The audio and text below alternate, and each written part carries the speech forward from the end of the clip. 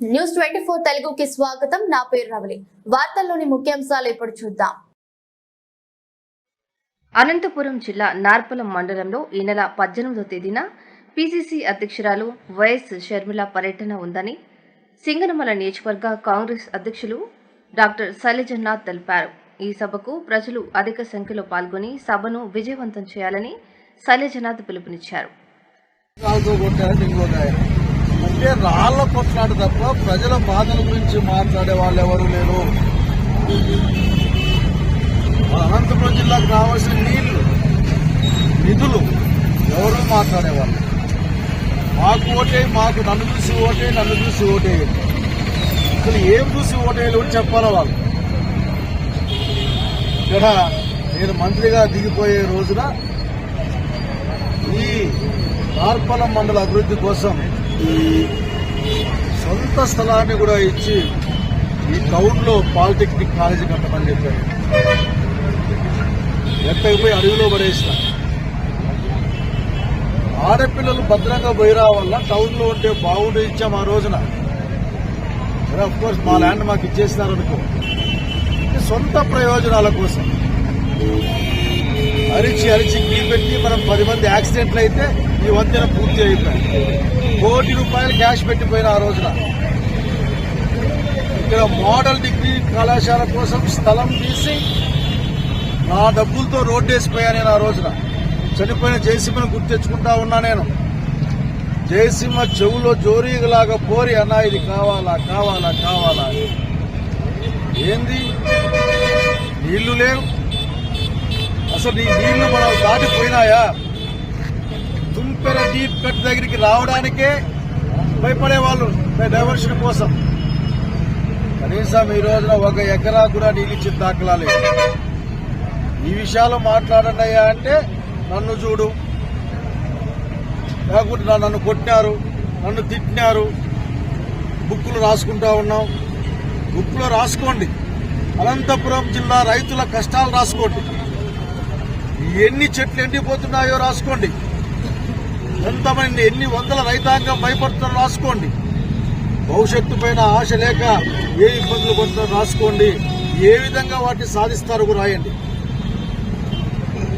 ఈ కదా రాజకీయం చేయాల్సి వస్తే నిజంగా బాధపడతా ఉన్నా నేను. ఈ నియోజకవర్గానికి ప్రాతినిధ్యం ఇచ్చిన వారుగా ఆ రోజున ఈ రాజకీయాన్ని ఎక్కడా చూలే.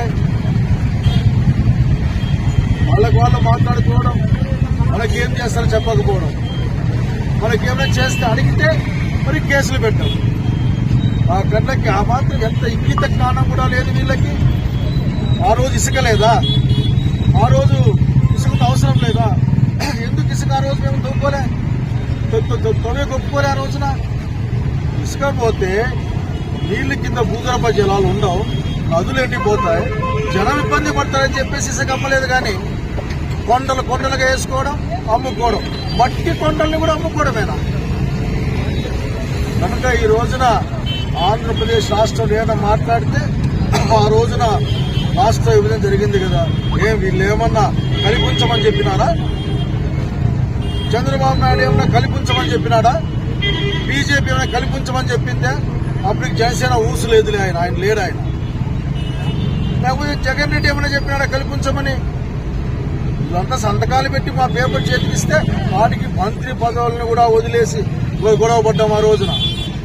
ఇది చేసిందేంటి? కనుక ఒక రాజకీయం అన్నది ప్రజల కోసం జరగాలి. ఈ చారిత్రాత్మకమైన కాలంలో దీన్ని మనమంతా అర్థం చేసుకోవాల్సిన అవసరం వచ్చింది. ఒక రైతు, నేను ధైర్యంగా చెప్పగలను, నాకరికి చెట్లు నాటుకొని నీళ్లు పోస్తే కూడా డబ్బులు ఇచ్చాం. వేరుశనగ పంట ఎండిపోతే ఆ చెట్లకి చెనిక్కాయలు రాకపోతే డబ్బులు కాపిస్తామని చెప్పి డబ్బులు ఇచ్చాం. 100% ఎస్సీ ఎస్టీలకు డ్రిప్ ఇరిగేషన్ సబ్సిడీ ఇచ్చాం. 90% మిగతా అన్ని కులాలకు ఇచ్చాం. విత్తనం ఇచ్చాం, సబ్సిడీ ఎరువులు ఇచ్చాం. రైతుల గురించి ఆలోచిస్తూ అడుగుతా ఉన్నా. వ్యవసాయం అంటే తెలియదు. హంద్రీ నీళ్ళు తెచ్చింది కాలువల్లో ఫోటోలు తీసుకునేదానికే. అన్ని చెరువులు నింపేసి ఈ జిల్లా బాగుంటామని కదా. కనుక అందరినీ కోరుతా ఉన్నా, 18వ తారీఖు షర్మిలమ్మ గారి ప్రోగ్రామ్ ని జయప్రదం చేయండి. మనల్ని మనం కాపాడుకోవాల్సిన కాలం వచ్చింది. మనల్ని మనం రక్షించుకోవాల్సిన కాలం వచ్చి ఎందుకు వీళ్ళు ముఖ్యమంత్రిని చేయాలా? నన్ను నేను తిట్టాడు కాబట్టి నేను వచ్చిన నీ సంగతి తెలుసు. ఆయన సంగతి తెలుసుకునేకి ఈయన ముఖ్యమంత్రి కావాలా? మరి ఈయన సంగతి తెలిసాక ఆయన ముఖ్యమంత్రి కావాలా? మన కష్టాలు మన బాధల గురించి మాట్లాడడానికి మన మర్యాద మన గౌరవం వీటి పట్ల ఏమీ అవసరం లేదు. ఈరోజు పల్లెల్లో ఎక్కడ పోయినా సాఫ్ట్వేర్ పిల్లకాయలు కనిపిస్తారు.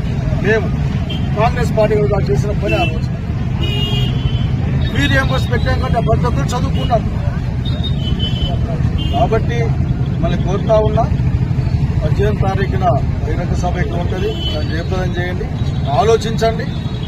ఒక్క మాట స్పష్టంగా చెప్పగలను, నేను ఈ కాన్స్టిట్యున్సీలో నిలబడి ఓటు అడిగే హక్కు కేవలం మీ సేవకుడు శైలజనాథ్ మాత్రమే. ఇతర సంగతి గమనించమని కోరుతా ఉన్నాం.